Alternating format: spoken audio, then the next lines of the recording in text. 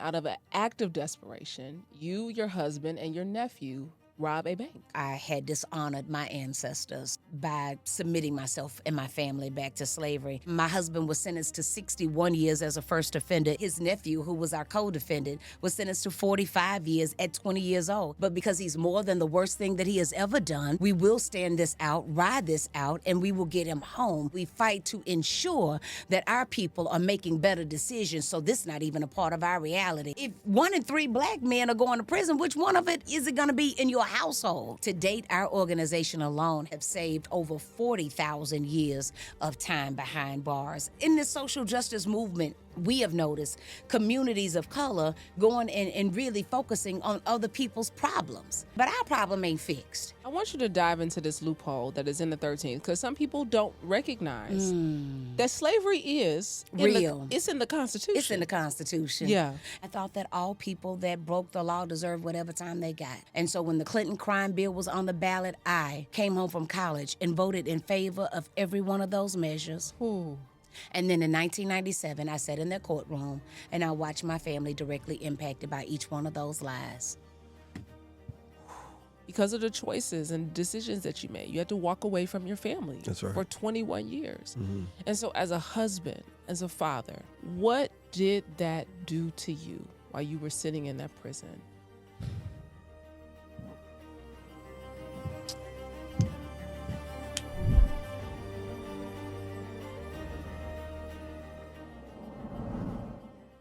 Welcome to Vaught Empowers Talks, where we don't just scratch the surface, we dive deep into the lives of some of the world's most influential change makers. I'm your host, Brandi Harvey. Now, y'all, I think I'm about to bubble out my seat.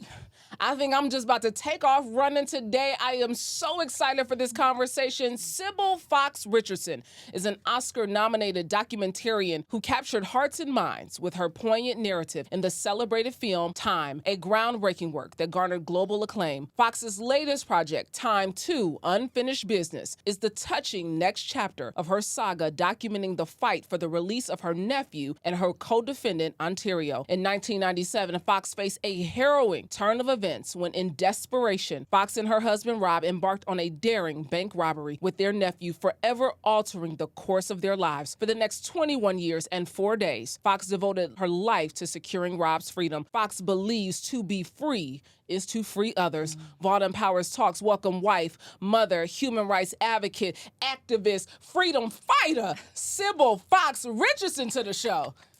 I'm taking you back to New Orleans with me, and I'm never letting you go. Baby, I'm going, okay? If we was talking about going to Louisiana, baby, I'm only going with you.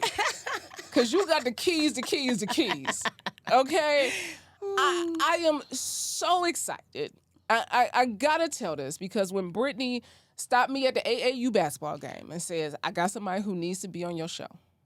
And I said, oh, okay. And then she said, well, can I send you something? She tells me a story. I'm like, what? I'm like, that sounds crazy. I said, bank robbery. I said, $5,000. She sends me the documentary, Time 2.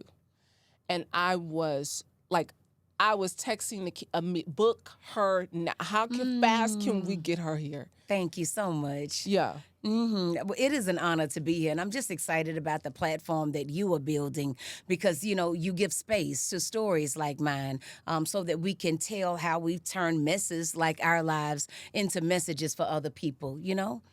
I mean, your husband, Rob, is here. He is here. Now, that's a whole nother story, Brandi.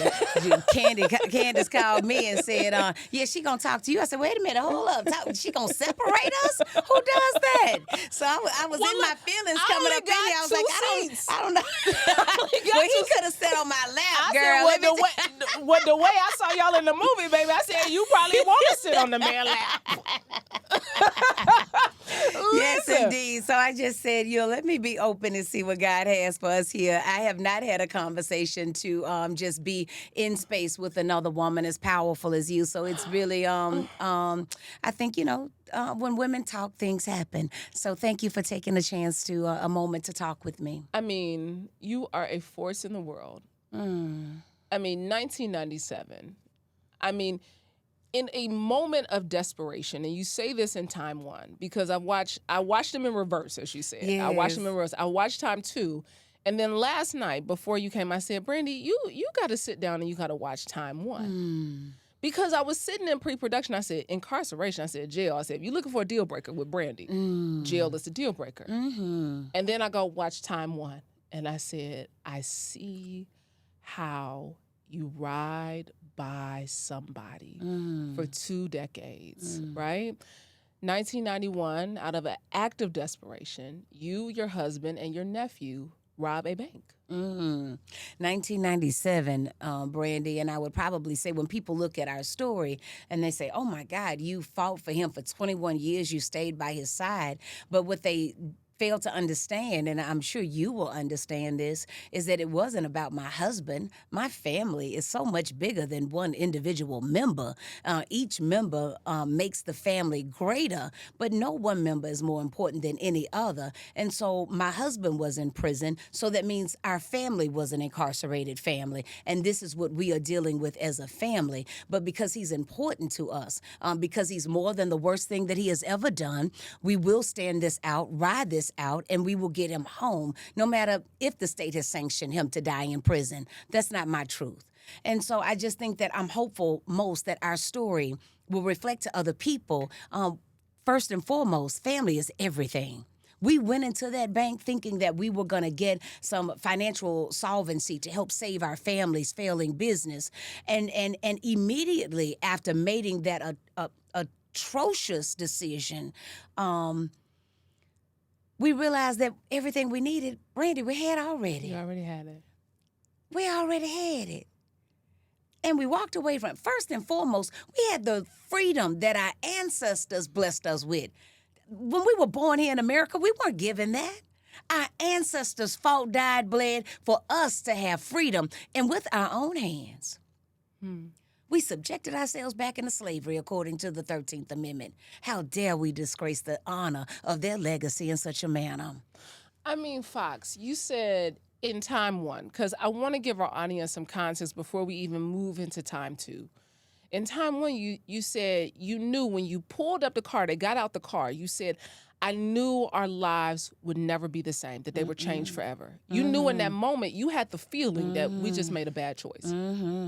And not just a bad choice, I didn't even realize how bad it was. Yeah. I hadn't studied the statistics that you just read that shows how disenfranchised Black people are in the criminal legal system in America. And so it's not just that we are foolish enough to make these choices, but we got to be educated. I mean, if 1 in 3 Black men are going to prison, which one of it is it going to be in your household? Yeah. You know, for us to really think about it in that manner. And so probably the most important piece of everything that we have done up until this point on this 30-year journey, as Rob and I figure out what is the next direction of our work and how we will serve, it is about preventive, being able to make sure that people understand the games we're playing with our lives when we break laws in this country, when we find ourselves duly convicted. And so maybe instead of us fighting to bring down the next prison, maybe instead of us fighting for this jail policy and the third, maybe we fight to make sure that to ensure that our people are making better decisions. So this is not even a part of our reality, that we can actually imagine a world, Ms. Harvey, when people would say, oh, that crime was committed by a Black person. Oh, baby, you got them all wrong. Black people smart enough to know they can't afford to commit a crime in America. Can you picture that? I mean, Fox. Here's the statistics for our audience. Louisiana, where your crime took place, yes, has the highest incarceration rate in the United States and the world. As of 2023, Louisiana imprisons about 680 people per 100,000 residents, ranking #1 globally. So if you commit a crime in the state of Louisiana, you are guaranteed you are going to serve some time. If you are Black. And poor. You know, Yeah. I mean, all of those, so many of those elements play into it, Brandi, but I just want to lay it on us making better decisions for ourselves. So this doesn't become a part of our reality when we know the statistics are laid out and it's not going to shape up for our highest good, that we won't be treated fair. It's not going to be fair because Black people make up 67% of Louisiana's prison population, but only 32% of the state's population. Yeah. 67%. of the prison population in Louisiana. 1 in 14 Black men in Louisiana are behind bars. This is, you said, not a niche problem. It's a national crisis. It's an international crisis. Look at what's going on in Venezuela. I think it is that we've got to start not just looking at this as an individual, a Black people problem. This is a humanitarian crisis. Yeah. We as humans shouldn't want people in cages, human beings in cages, anywhere in the world. Not to say that people can't be reprimanded, not to say that people don't have to be removed in some form from society, but in the way that we have industrialized caging human beings, it is, I don't think it is what our God intended for us. Yeah. And so Rob and I, blessed with our own freedom, having been condemned to die in prison. My husband was sentenced to 61 years as a first offender in Louisiana in an offense that no one received medical treatment in. I know typically viewing audiences will say, well, you must have did something. Somebody died. What happened? And none of that, was the case. His nephew, who was our co-defendant, was sentenced to 45 years at 20 years old. He didn't even have a weapon. Miss Harvey, he had mace, and then my role of dropping them off around from the bank, the DA initially wanted to sentence me to 40 years in prison. Wow. And you took the plea. I took the plea deal, as did my husband and his nephew equally tried to take a plea deal, which is a whole nother story for another day. They'll have to read the book Time in order to get all of those gory details and mishaps along the way. But I think it's just a matter of me trying to resolve my matter as quickly as possible, because truth be told, there was boot camp even available. Well, I could have gone and did 6 months of intensive training and came back home to my 4 sons I left behind. But instead of choosing that for me, a college-educated woman with no prior criminal offenses, they chose to send me to prison for 2 7-year sentences and 1 5-year sentence run together. But you ended up doing how many years in prison? 3.5. You did 3.5 years. And what was so heartbreaking when I watched the movie is when you had to tell your son that you were going away. And you said, the countdown, let's do the countdown to when I go away, because the sooner I go away is the sooner I get to come back home to my babies. Yeah.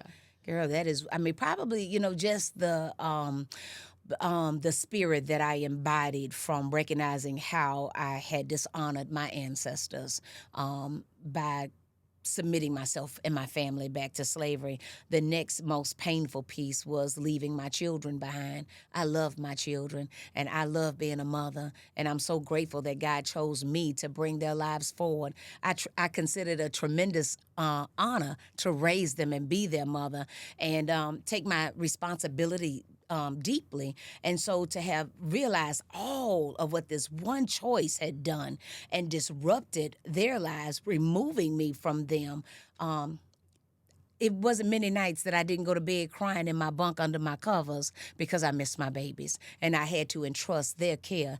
Blessed to have entrusted their care to my mother, because the thing that I would discover when I got into prison was that most women who have as many children as I do, in particular, women with larger families like my own, they didn't have one person to keep their children, and they would have their children all over the place. And typically in prison, they may give the mothers 1 to 2 social welfare calls a month to check on their children. But other than that, any call that you make, you've got to pay for. The people that are receiving that call have to pay for. And if they taking care of your children, Brandi, they can't afford to take no collect call from you so you can hear your children's voices that they're trying to figure out how to feed. And so even while I was in prison, my mother didn't take my collect calls. I would get my friends to call. I would call them and then ask them to call my mom on three-way so I could talk to my kids so it wouldn't cost her, right? I'm putting more weight on the Black woman. And since we're talking as Black women, I think it's more imperative now than ever that we as Black women take a real stand about what is happening in our family units, so that our children understand that breaking the law is not an option. Because when there is unlawfulness in our households, whether it's an argument, whether it's a drug deal, whether it's a hot check, whether it's some petty shoplifting, it falls back on the shoulders of the Black woman. And we already stretched the hell out. Yeah. I mean, speak about your mother. Girl, my sweetheart, my 80, about to be 80 years young, talking to the gentleman. I told her I needed a daddy, so she been talking to some friends on social media. I said, listen, I'm too old not to have a daddy, and you still here, so I need you to go find me one. So I told her I'm gonna start looking for me a daddy, and I hope she will join me in that process. My mother, Miss Peggy Autry, is a 80-year young, sweet, hot, sexy thing. She cute because she my mama. And if you know some single men out there, probably, I don't think she want them over about 70, 75. You know, she like them a little younger. Yo mama, she was something in watching the documentary. Yes. To be so supportive of you. And to be love so strong and they say tough love, to exercise such tough love, but yet show up for me. I mean, she said in the doc, she said when you were going to go to court, she said you need to toss your hair up over your head. Like you have crazy. Like you have crazy. Put on some pants. Put that dress on so you can. She said, but not Fox. She went down there, straightened that hair, swinging that hair in front of them white folks. I said, oh, mama. Listen, she said she went down there swinging that hair in front of them white folks. I said, they already don't like you. They already don't like you. And she did tell me that. That was her truth. And what was most interesting about that is when she spoke those words to me, Brandi Harvey, I didn't know what she meant. And I didn't know what she meant because I thought that it's a new day from when she was raised, and I was going to be treated fairly in this system. She said they already don't like you, because she understood the racial difference that existed in our criminal justice system. And me being of a younger mind, less exposed to the harm that my mother had been exposed to, I didn't understand that it was real. Yeah. But when I got in that court in a small town, Louisiana, I said, oh, wow, it's really not just in the movies. No, it's right here in live and living color. Oh, wow. And so I was a college-educated woman. I had 2 degrees, a master's in public administration, and I thought that all people that broke the law deserved whatever time they got. And so when the Clinton crime bill was on the ballot, I came home from college and voted in favor of every one of those measures. Ooh.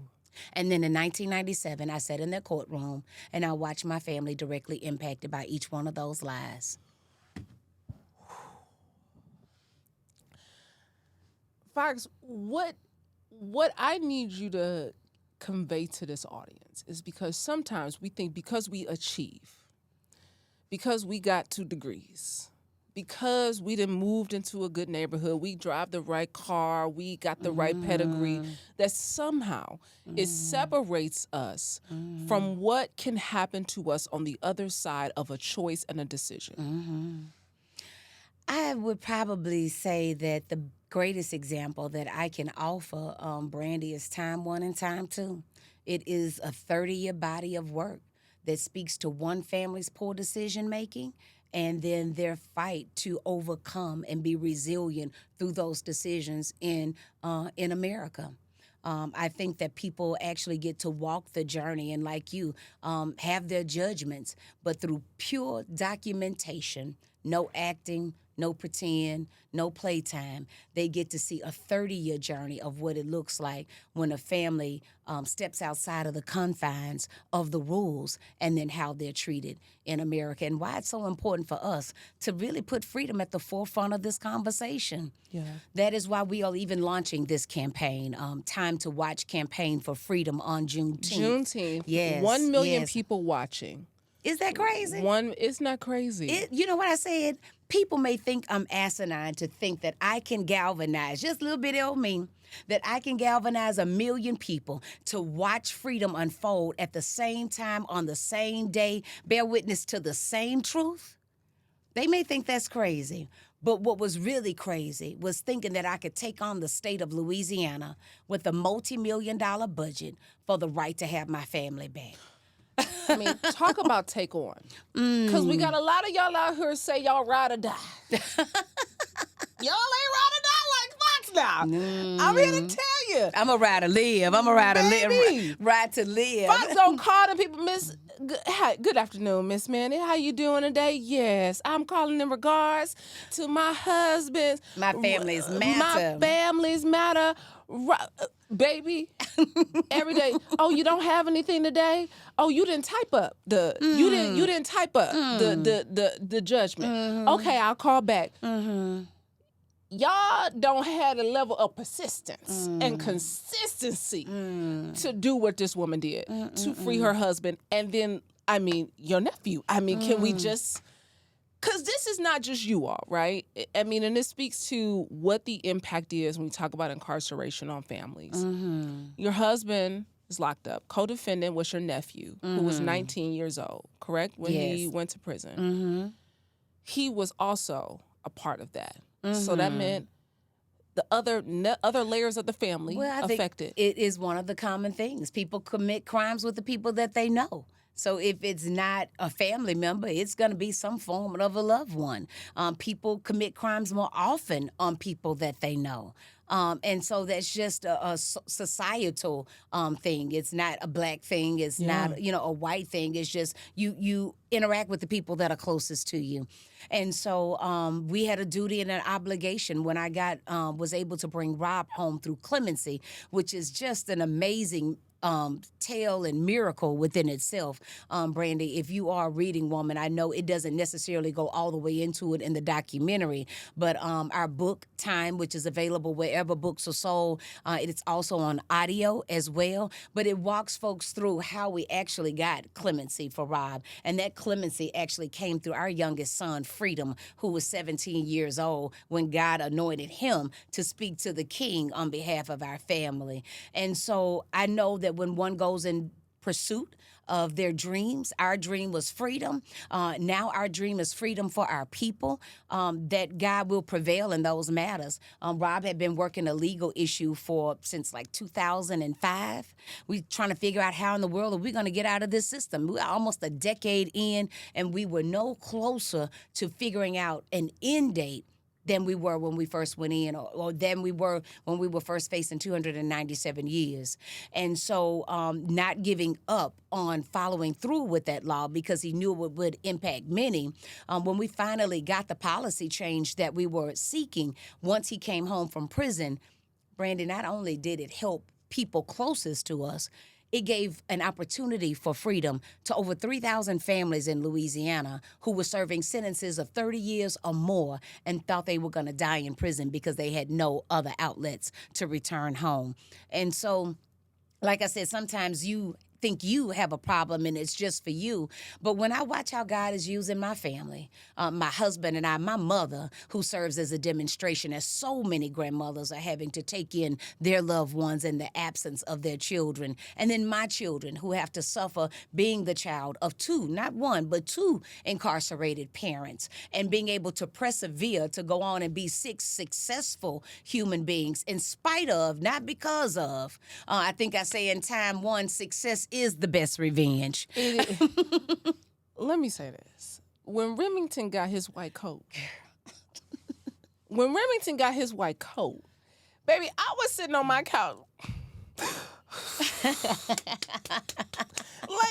And then to see your sons, whose statistics would show, it's in the data, that to have one incarcerated parent, but now I have 2 incarcerated parents, and 6 boys that you have birthed, and none of them have fallen victim to the legal system in that way. And that is a testament to you all as parents to be able to persevere in such a way because you got out and learned a lesson. And because you learned a lesson, I learned a lesson going in, Brand. I'm gonna Rob said it happened to him in the back of that police car. I think it happened to me when they got out the car. I was like, ooh, this is not gonna be good. That was your lesson. Oh, Oh my goodness. And it has been a master teacher because it's one thing, the difference with lawyers and people that learn law because they're directly impacted. And this is what is so amazing to me about Rob is that you learn law differently. When you learn law and you go to law school and you're going to help someone, then it's one study. But when you're having to go and sit in a law library every day because you now need to learn how to interpret law and find your avenue through this law, your tool through this law in order to bring about your liberty, you think about law in a different way. You know, you move differently when you think about law. So I just, I don't know, man. It's just so many facets. And to be able to watch what we have been able to do, I know that God is just using us for the greater good. It's bigger than just Rob and I and our family. But this is about our people. Our people should have, we, in the social justice movement, we have noticed communities of color going and really focusing on other people's problems. And I'm saying, but our problem ain't fixed. Yeah. As long as the exception clause is in the 13th Amendment to the Constitution, Black people in America got some unfinished business. I want you to dive into this loophole that is in the 13th because some people don't recognize that slavery is real. It's in the Constitution. It's in the Constitution. Yeah. And so in their efforts to appease southern states, they put an exception clause that slavery would be ended except if you are duly convicted of a crime. So if you are duly convicted of a crime, like my husband and I, then you are enslaved. And so the 2.3 million people that we have serving time in our country, they're not incarcerated. They're enslaved individuals under a new name because it's more fashionable. But I think that was probably one of the biggest revelations for us is just understanding that it ain't over. Yeah. And so until we get focused on removing the exception from the 13th Amendment, we have unfinished business of our ancestors before us. And so our goal with this 1 million watching Time to Watch campaign is just being able to get our sisters and brothers galvanized to really center themselves on freedom this Juneteenth. The campaign kicks off on Juneteenth. You can host a watch party. You can get your cousins and them together, however it is that you want to do it. But the families that register to be a part of this campaign, they will actually own this film for their lifetime, Brandi. Then they will get toolkits for freedom immediately when they register. They will get toolkits emailed to them that they can download that will include how to approach clemency, participatory defense hubs across this nation, their contact information because there is help. Rob and I have been doing a model of work called participatory defense down in New Orleans for the past, since he got home. We just celebrated 6 years as an organization, and on June 20th, the day after our National Watch Party for Freedom, we will have our Freedom for All sneaker ball. So you got to get your cute tennis shoes on and come on up in that cute dress. You can wear it. Now, it's formal, but you can wear that dress, Brandi Harvey. You can wear that dress, girl. And come on, cut a leg with us because we're going to boots on the ground and Zydeco dance and second line and all on June 20th for our Freedom Ball. But that is why this campaign is so important. It's just to be able to galvanize us and center us on freedom on Juneteenth so that we can really do the work of our forefathers that is some unfinished business. I mean, let's talk about this unfinished business and the work of our forefathers, because even when Rob was released from prison, he was still really not released because he was on probation. Parole. So for how many years were you? 40. I thought that's what I heard. 40 years. Curfew. All the things. Volunteer hours. Girl, they treated us like we were the worst of the worst coming out of their system. After 21 years and one write-up in 21 years and 4 days, it was just disappointing or disheartening to see how the state had treated us. But we also understood their frustration in the moment, if you would. Many don't know, as they watch Time One, in the filming of that documentary, we almost lost our freedom. We had worked all of this time. The reason why we even did a documentary in the first place, Brandi, was because after we had gotten to about our 15th year of incarceration, Rob suggested to me that, with the way that the doors were closing on us, the only way that we were probably going to get some help for our matter was if we raised national attention about it. And the 13th had come out, and so he says, I think we should do a documentary. We should work to tell this story so that we can get some national support. So, me, I'm like, okay, so now we're going to tell a documentary. All right, if that's how we're going to get free, let me figure it out, right? I go back to New Orleans, and as God would have it, not shortly after I started moving in that direction, Garrett Bradley, the director from Time, called me about a project she was working on, a short doc for the New York Times.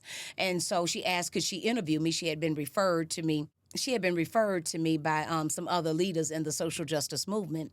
And she called me, asked to interview me, and I was like, certainly anybody wanting to tell these stories, I'm here for it. And I in doing that work, I say to her, will you go back and see if the New York Times will fund this story and do an op-doc on our family story, to which she agreed, to which the New York Times greenlighted the project, and we went into production a couple of months after that.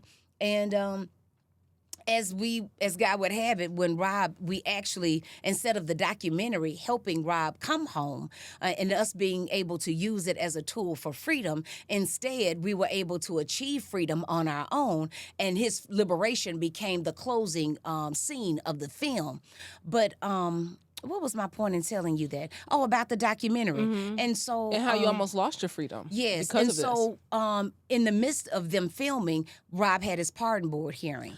And so I say to the film team, I want you all to capture this. I'm even going to allow one of you in with me as a visiting member, but nothing about media is to be said here or anything. If you are asked about why you're here as a supporting member of our community.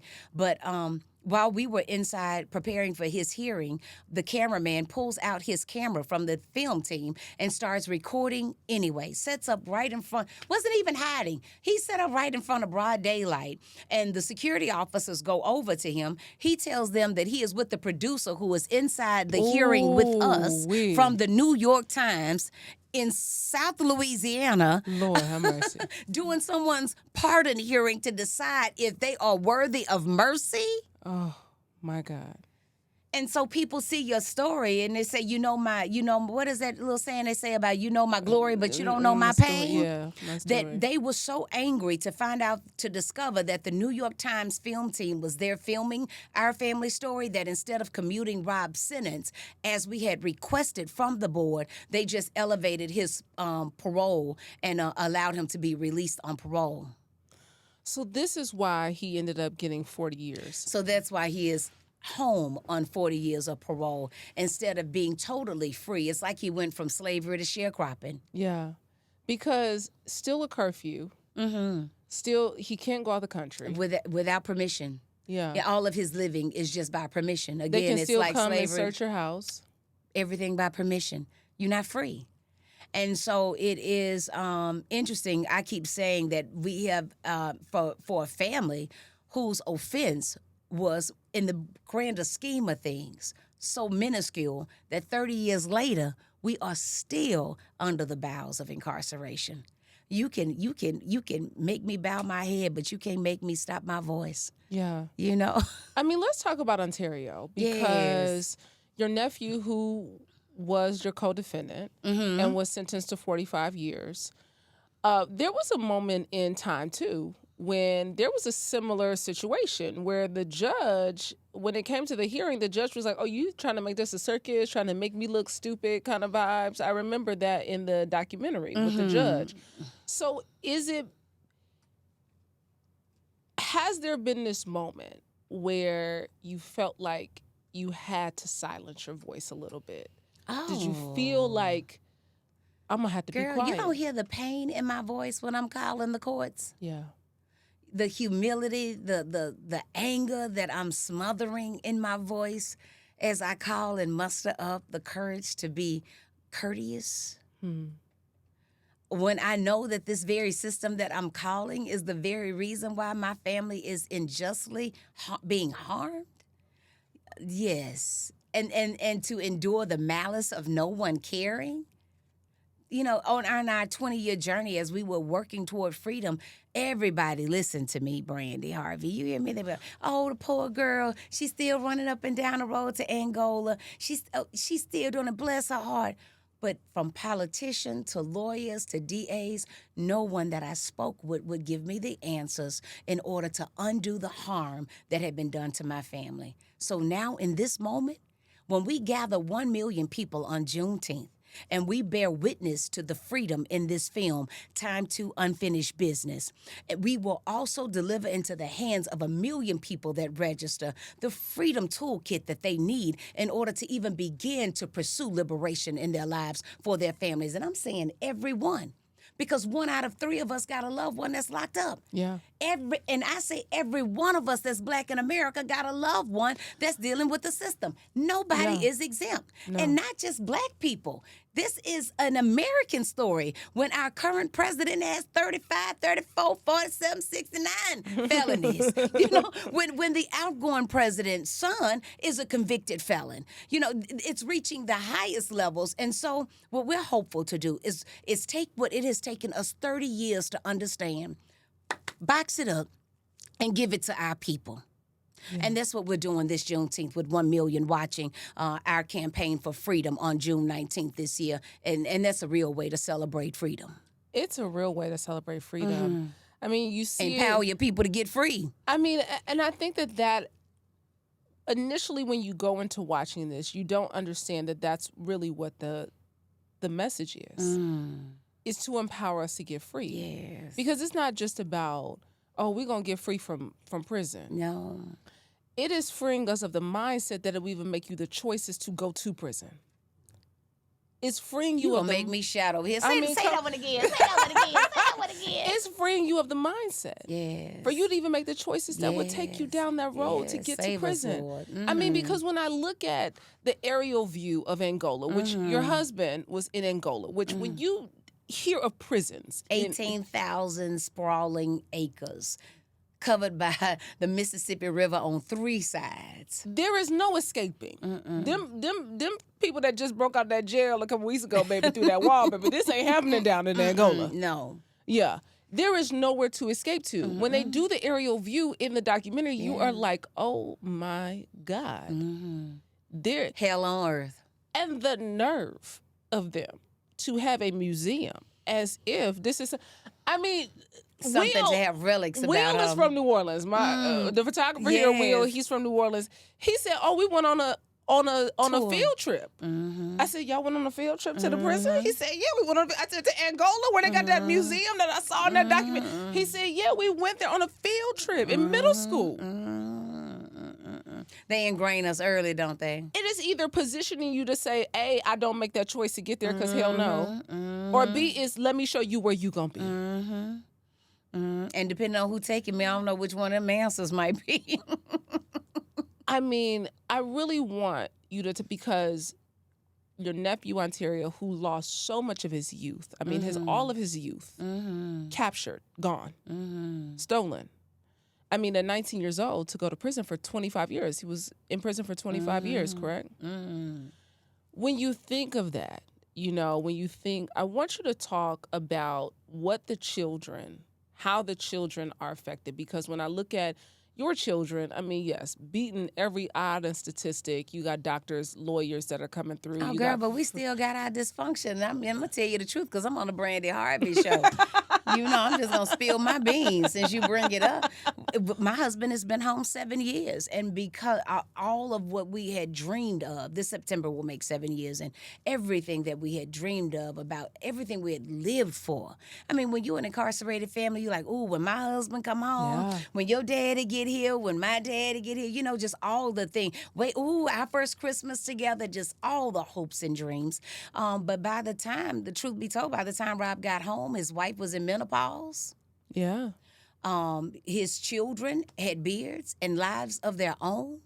And it has been almost 7 years, and I am still shouting as a mama, we can't get a family photo? Y'all can't all decide to come home at one time So it's not the system keeping us apart anymore. Why we can't get together and get the one family photo since your dad had been home. So it has been a challenge because all of them have lived their entire lives without him. Yeah. They're all trying to figure out now, what do we do with a daddy? Because the twins, you were pregnant with the twins when you were arrested. Yes. Yeah. So they've never experienced a home life. Remington experienced home life with his father, right? Briefly, yes. Yeah, because he was like in kindergarten before when his father went off to prison. But Ann beats Nan, right? And so when you talk about the twins and the baby boy, no clue. So it's just so much harm that we do that is so unintentional but intentional. And that's why I say that the biggest gift that I can give to my people is to be able to give them an example of how you can take poor choice making and make it work to the greater good. Because they say, truthfully, all things work for the highest good of those that love the Lord. And Black people, we love the Lord. We've just got to figure out how to make those things work for our highest good. And our highest good is being able to make other families aware of this so that they can make better choices. And those that have already made a choice like this can have hope and know that together, they can be free. Yeah, they can be free. Our people need to believe that we have the power within us to reclaim our families from this system. And so that is what this toolkit is. When they register and become a part of this million campaign for freedom, they get this toolkit that is liberation tools in their hands. What are some of those tools? When we talk about liberating our families, our communities, what are some of those tools that we all need to have in the toolbox? One of the, I would probably say to you, one of the biggest tools that I would grant is the understanding of that document that you will get that makes public law, a copy of the public law that makes Juneteenth a federal holiday. Because when you understand that and you incorporate the history of Juneteenth with that, then you understand that you have freedom that you have earned. So just the respect and regard for it. So when you lose it in this toolkit, you find a tool I call that is a model that is called participatory defense. Participatory defense was founded in Silicon Valley. And we are one hub of 40 hubs across this country doing this work. We judge our success by how much time we save someone from serving time versus how much time they actually end up being sanctioned to. To date, our organization alone has saved almost 4,000 years of time from behind bars, whether it was on the front end or whether it was on the back end, getting clemency for someone who had been sentenced to die in prison.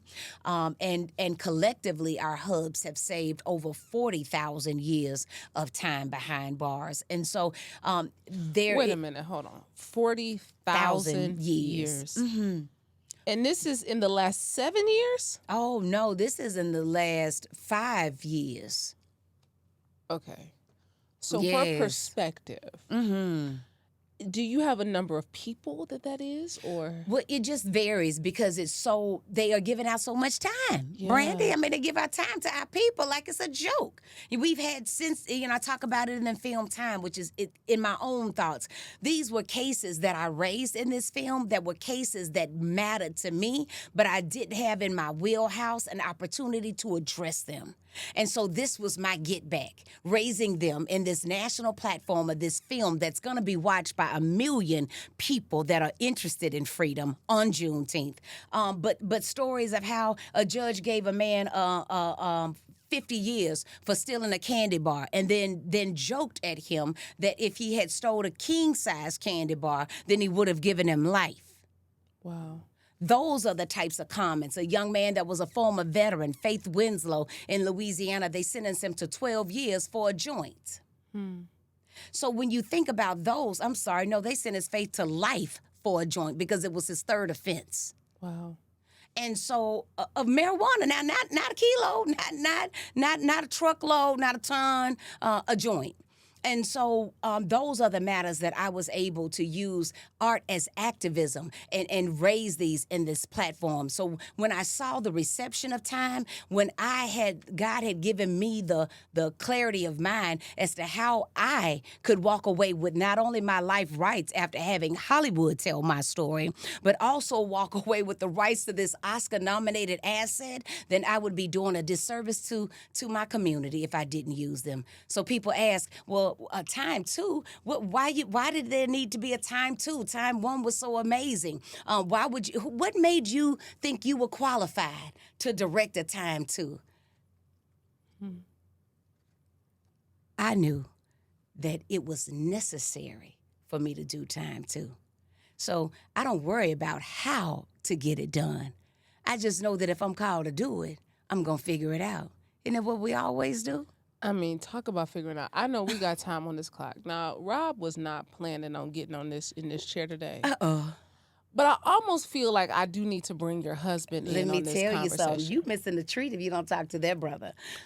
Because I think that to hear the story of someone fighting for someone incarcerated, but then to have the understanding of the person who is incarcerated and how 2 decades, 21 years and 4 days could wear you down. Out.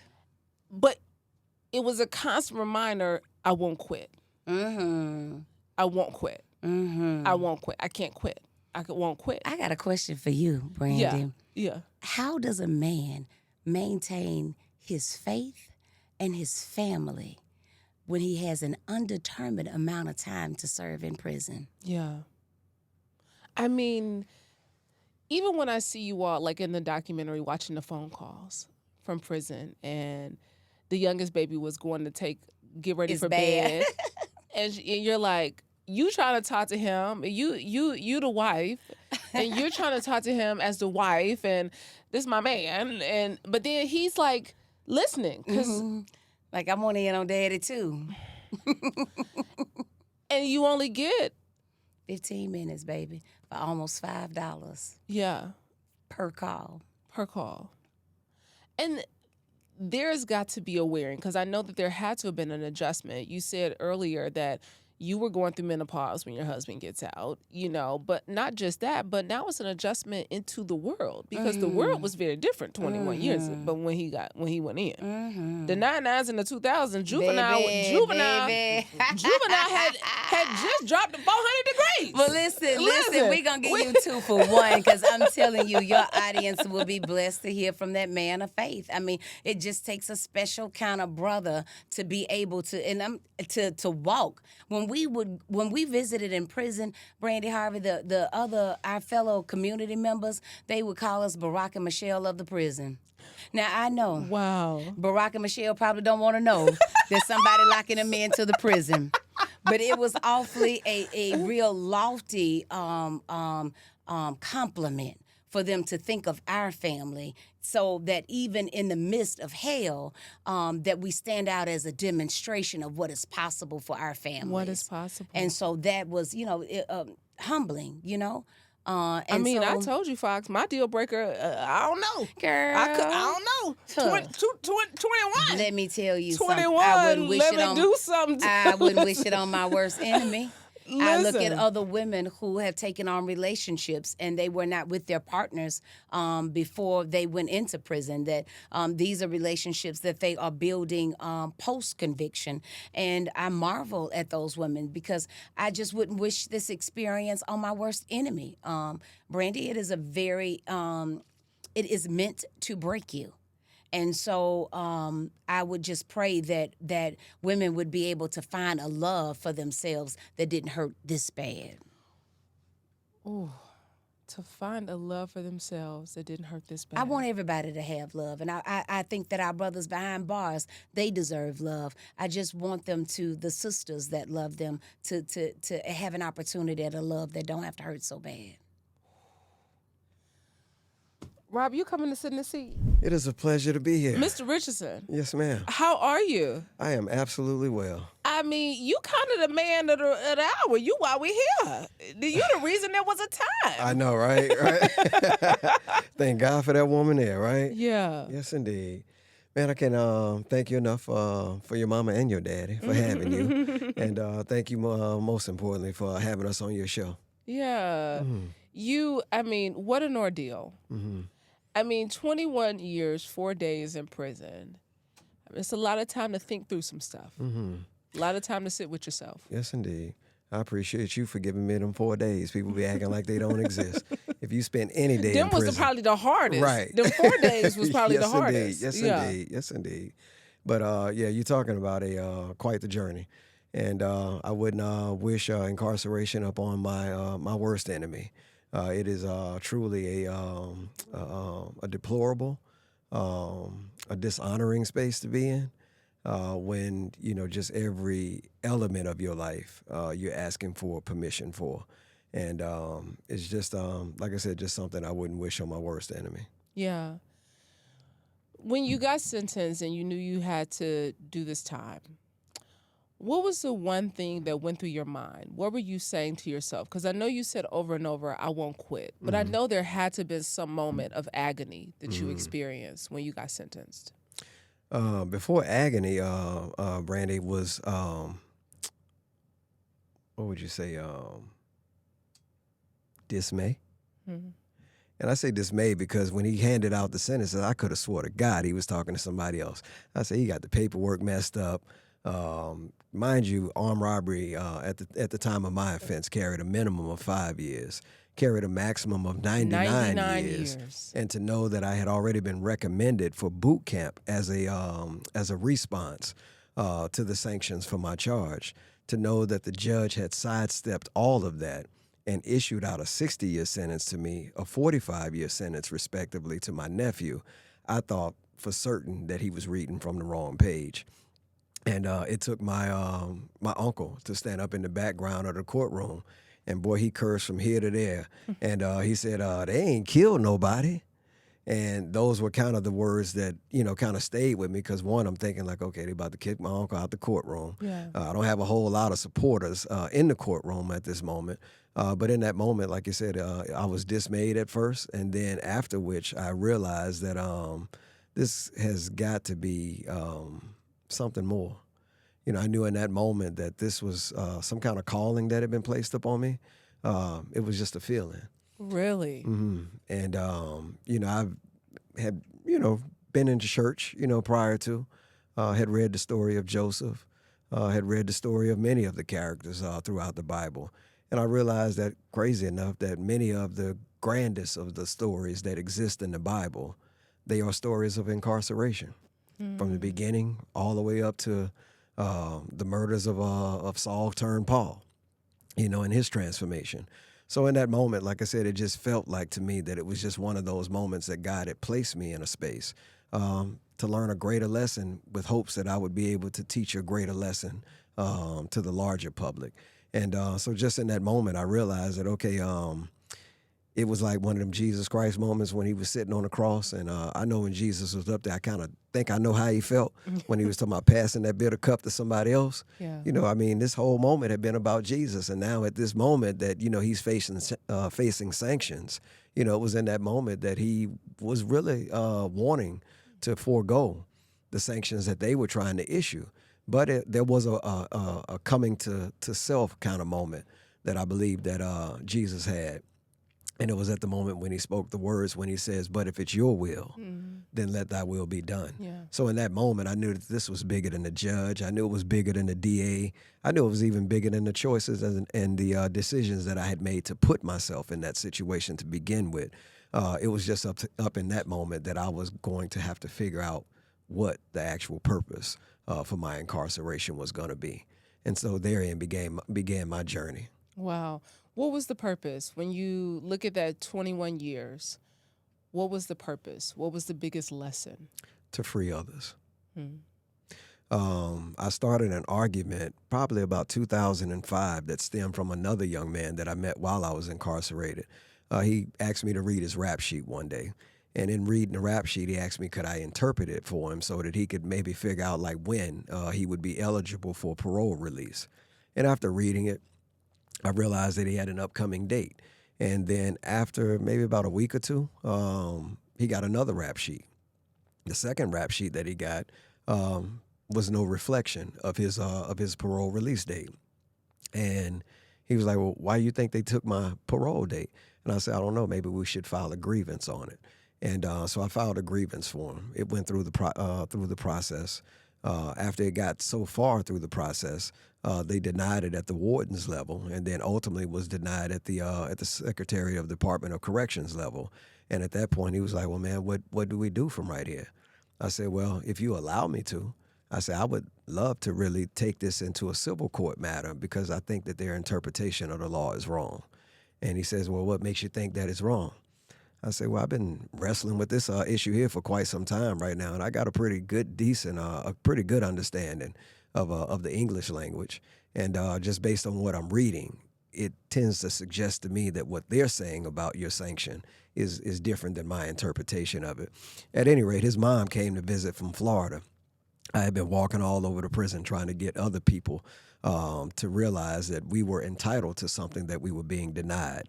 And they didn't really have no qualms one way or the other. Many of them thought that they had been condemned to death, and they figured they, would just figure out how to do it in day-by-day installments. And so I started, kind of proselytizing throughout the prison, and landed on 5 guys out of maybe hundreds of guys that I felt like I had talked to about the issue. But 5 guys were willing to join me in a class action suit. We didn't have money for an attorney, so I went around the prison, and my wife didn't have no more money for an attorney. My family didn't have no more money for an attorney. We were tapped. And I said, well, if we all put in on it, then we might all be able to put up, just enough to be able to get a lawyer. So the guy who I'm speaking of, he brought me to visit one day, and in bringing me to visit, he had me talk to his mom, who was visiting from Florida. And Mama Bev is her name. And she spoke with me, and in so doing, she says, well, baby, I don't understand the law, and I don't really know you. She says, but I have a discerning ear, and I know that what you're talking about resonates as truth to me. She says, find a lawyer, and I got half on the lawyer. Wow. That was all the motivation I needed, Miss Brandi. I went back down, and I found another person to give me $750. I found somebody else that would commit to $1,250. I found somebody else Talk about find a way. Whew, boy, we found a way between myself and those 5 people. I said I would do the argument, and y'all pay the money, and I'll find the lawyer. Fox was able to find a lawyer out of Baton Rouge, in fact, that stepped in and said that he would take the case. And he took the case. But fast forward, many years later, we were able to get a resolution through the legislative branch of government, and in that we were able to free more people than I ever thought we were going to free through that argument. When I first started arguing it, I thought it would maybe free about 300 to 500 people. I was denied from the judge on the grounds that he thought that it would open up a floodgate to other people who he thought would be coming asking for the same right. And that 300 to 500 people that I thought it would impact paled in comparison to the 3,000 plus people that now have a right to go home, to return back to their families. But it came as a result of an argument that I had put forth. And I knew now, looking back on it, then just saying that, to myself, had I never come to Angola State Penitentiary, who else would have figured this argument out? Yeah. So I knew in that moment that it was God's opportunity, or God's offering to me in that moment to say, rise to the occasion. And for me, the payoff, when it made sense to me, it made sense on the other side of it. One of the first books Fox sent me while I was incarcerated was called Man's Search for Meaning by Viktor Frankl. And in it, he talked about the meaning for suffering. He was concentrated in a German prison. But the point I'm making in it is that when I came back and I realized that one day I was facing 297 years, sentenced to 61 calendar years inside a prison, sent there to die, not because I thought that that's what they sent me to do, but because the mockery that the district attorney made to me when he even offered me 61 years. You know what he told me, Miss Brandi? No. He told me that I got a deal for you today because I still had some outstanding charges for jury tampering that was associated with the armed robbery. I had already been sentenced to 60 years on the armed robbery, so I was facing 5 to 99 for each count of the jury tampering, which is how I was facing 297 years. He says, but I got a deal for you today. He said, the deal that I got for you today is 2 5-year sentences. He said, one of them, I'm going to put that one into the time that you've already served on this charge, so you've already finished that one. He says, the other one, I'm going to suspend 4 of the years. He says, says, but the 1 year that is left remaining, I'm going to run that one separate of the 60 that you're doing for the armed robbery. And as he walks out the door, he taps on the door and he says, bailiff. And he wanted the bailiff to let him out. And he turns back in this creepy looking kind of way. And he says, do you know why I gave you 61 years today? And gave you that deal that I offered you today? I said, no, sir, I really don't. I said, I assumed that you was trying to show me some leniency or whatever. He says, not quite.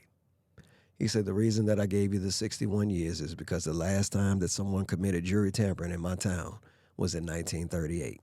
This was 1999.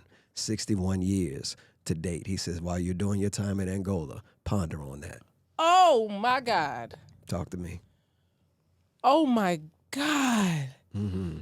I mean, when we think about how deep, when we talk about systemic racism, we talk about institutionalized racism, when we talk about the prison pipeline, when we talk about all the prison and prison industrial complex, industrial prison complex, all the things. Right. When we talk about it, this is what we mean. Mm-hmm. That this is hundreds of years Mm-hmm. of diabolical behavior Mm-hmm. that has been impeded and input onto Black people. Mm-hmm. And so when we think that we are free, Mm-hmm. we are constantly reminded, hold on, not quite. Right. I mean, before I let you go out the seat, because you know Fox, she gonna cool off, she coming back. Right. Fox gonna come back and close us out. That's right. I want you as a father, because just like you had to walk away because of the choices and decisions that you made. You had to walk away from your family. That's right. For 21 years. Mm-hmm. And so as a husband, as a father, what did that do to you while you were sitting in that prison? What did it give you time to ponder as a father and those choices that you made? And then to get out and come back and to have to face your children and to be a father in this way? I think in that moment, it made me have to repurpose the role of father and repurpose the role as husband, particularly as it related to my sons.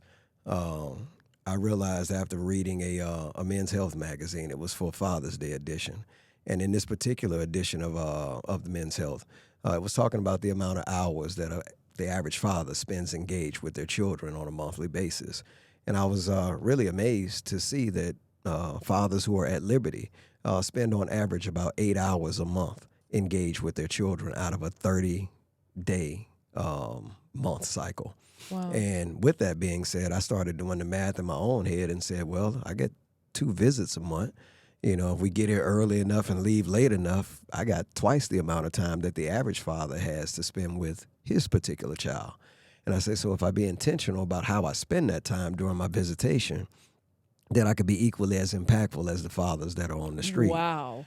So it was just in that moment, and like I said, again, reading this particular edition of the magazine, it made me think one further about coaches. And I think about the coaches that have championed people like Muhammad Ali, that have coached football greats, that we now know today, basketball greats that we now know today, just all of the sports. And the thing about the coach, I found myself similar, and that is that I'm not in the game, I'm not in the ring, I'm not on the court, not on the field, none of those things. I'm on the sideline, much like the coach. So I started to take on a role of coaching instead of a role of fathering. Wow. So it was in that moment that I realized that if I just coach from the sidelines, giving best practices to my children based upon a life lived, then I knew that my kids would be all right. Wow. That is so powerful. I've never heard anyone ever explain it in that way. Because I know that it's got to be emotionally gripping and it's got to be definitely difficult on your own psyche. But to take on a role and reimagine and repurpose, that's something that's truly amazing. Truly amazing. Before you walk out to sea, I told you I was going to do 2 questions. Right. But then this is my last All one. right. Okay, Ron, this is my last question. Okay. And it's, if you could speak to your 1997 self, If you could speak to any man that is incarcerated right now, what would you say? Never give up. Never give up. I think that is keeping in the spirit of the people that fought, died, and bled for the life that we now enjoy in the Americas. I think when we give up, we do a disservice to everything that they stood for, everything that they died for, everything that they bled for, everything that they argued for, everything that they protested for. I think we do a grave disservice to that when we give up. It's one thing to err, but it's another thing altogether different to give in to what it is that you've chosen for yourself. And so in that moment, I knew if you look at the movie Time, the shirt that I walk out of prison with says never give up. I made that shirt 10 years prior to walking out of prison in it. I knew that I was going to be a certain weight because I was going to work out to make sure that I would be able to fit that shirt. But I was in graphic arts and communications at the time, and I was strapped with an assignment. And the assignment was that I was supposed to make a billboard ad. And in making the billboard ad, the ad was supposed to do this, that, and the other, right? And it was supposed to be a compelling ad. And so I thought about it, and I said, well, you know what? I think T-shirts are some of the most compelling ads that I've ever witnessed, in terms of billboards, because unlike regular billboards, they walk, when they're on someone's back. I mean, you used to wear your shirt culture. You're in Time right, One wearing right. The very culture shirt of the store, the first hip-hop store that y'all going to have in Shreveport. Right. Listen. So that would be it. But in that moment, like I said, I created that shirt, but it was the last marathon that I had run inside of prison. While I was incarcerated, Fox and I had committed to running 7 marathons in a year to signify the number of times that a child of an incarcerated parent is likely to come to prison as a result of having a parent himself. So those 7 marathons that Fox would run outside of prison, and that I had convinced the wardens of the prison to allow us to run inside of the prison. Imagine trying to convince wardens to train people to run. You were running marathons in prison? Yes, ma'am. Yes, ma'am. Just like running around? Just running around the prison yard. Angola is one of the most impressive prisons in the fact of how large it is. It sits on 18,000 sprawling acres of land, covered 3/4 of the way by the Mississippi River. There's only a way in and a way out that comes, as far as the road that gets you there, and it's a 21-mile winding road to get you down in there. But yes, the acreage that is there is mind-blowing. They had an article that came out in National Geographic one time that says that the earth or the soil that is that of Angola is such that if you chopped a man's finger off and stuck it in the ground, you would grow up another human as a result of it. It's just that the soil is that rich. It's considered like the 11th richest soil in all of the world that's found there on that plantation. That plantation. Right. Mm-hmm. But in that moment, like I said, that was the last marathon that we would run. The one that I did prior to was Finish Strong. And in that moment, that was my message to the men in prison, because when I would put on the runs, I would get the graphic arts department to donate the T-shirts with the messaging on them. So men would wear the T-shirts all throughout the day, traveling through the prison. But as we saw each other or we encountered each other while we were in the prison, I would have to take note of the T-shirt. I would have to take note of the messaging. Let me say this. Y'all out here making every damn excuse as to how you can't, why you don't, why you won't, why you ain't got, why you ain't doing, why you ain't getting, why you ain't growing, why you ain't showing up. You got all the why you ain't. Okay. And it's a man sitting here who gives you every reason to find a way. That's it. I am...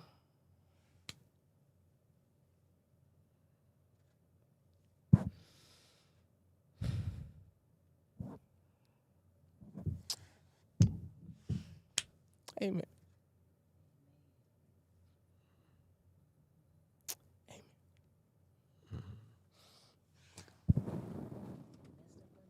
I mean, girl, why they do that? I ain't had none on. I mean, amen. Mm-hmm. That's all I can say. Yep. It is so. It is so. Mm-hmm. Well, continue to do the work, Rob. Yes, ma'am. Yes, ma'am. Rob, I can't even go on. I can't even go on. I need a minute. Listen. mean, you all's story has just touched my entire soul. You talk about Black love. You talk about freedom fighting. You talk about activism. You talk about artistry. You and Fox embody every part of it. You needed that word. I Amen. sure did. Listen, Fox, how they saying what they can't do? Girl, I don't know. Where there's a will, there's a way. That's what my mama told me when I was a little girl. She said, listen, you can make it if you try. And I say, what? Okay, well, I figure I'm going to try. So I just, I think that our people are too beautiful and too bold, and God knows we are designed too amazing for us not to try. Yeah. Not to try. As we begin to wrap up, though, what is your hope? This is so much bigger than you. It's bigger than your family. It's about the legacy. It's about the work that you continue to do to really transform the lives of so many other people. Yes. What's next? It is Juneteenth. June 19th for us is like all roads lead to freedom. We are excited to have 1 million people all over this country, all over this world, hosting watch parties and joining us for a conversation on freedom, to watch freedom unfold in front of us. And so my prayer is that once they register, then we'll be able to equip them with the tools that it took us almost 30 years to discover. And just to know that if I would have known a fraction at the beginning of this 30 years that I know now, how much more I could have reduced the harm that my family experienced, right?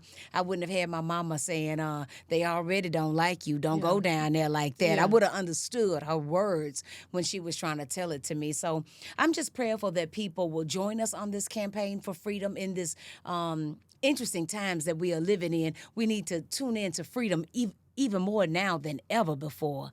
And once they register for this campaign, not only will we have 1 million people activated watching freedom, but then we'll have 1 million people that will have in their hands a pledge to freedom, a vow that they take to live their life as free people, to honor their liberty in everything they do, and encourage their other sisters and brothers the same. So that is what I'm prayerful for, that this film will save a life, help a life, save a marriage, but elevate our people and help us understand that to be free is to free others, Brandi Harvey. Yeah. If you could give one message to women who are supporting people who are incarcerated, what would you tell them? Oh, if I can give one word, I think that one word is hard about women in incarceration. I would think of it from a matriarch standpoint and say to any mother that is dealing with incarceration, or any female member that is dealing with incarceration, that freedom is possible, but you need the tools. And those tools are now available. Register for this campaign. Be a part of this campaign for freedom, and you will be able to access the help, the support, the community that you need in order to take on this system. You just can't do it alone. So that would be my suggestion. Register for this campaign and get the help and support and the insight that you need to be able to carry on. One word you're committed to in this season of your life. Ooh, Sibil. Committed to you. Yeah. The core of me, my younger self, my being able to, now that I have spent my 53 years of life in service, I believe, to others, my family, my husband, my children, it is time for me to go inward and spend a little more time and give a little bit more focus to myself. Sibil. Yes. Fox. Yes. I mean, you and Rob have just blessed my soul. I knew this was going to be my favorite one of the day. I knew it. I called it. I knew it. But listen, favorite one of the day. Thank you so much for sharing the story. It is so powerful. Yes. It is so life-changing. It is so life-transforming. Continue to do the work, the real work, the big work. Yeah. God's work. Yes. Amen. Yes. And you the same, Brandi Harvey, girl, because Listen. you got a platform here that God knows you deserve. Amen. Thank you. I'm out here doing the Lord's work, Miss Sibil Fox. Listen, Get pays Richardson, off. come on. Bond Powers Talks, another good one for the books. You done got some tears in season 3, baby. That's the first time I think I did this all season. Amen. So share this with somebody who needs to be transformed, who needs their life to move into a different level, but that freedom is their course and their birthright. Yes. Until next time, you guys, eat well. Give a damn. Move your body every single day. Peace.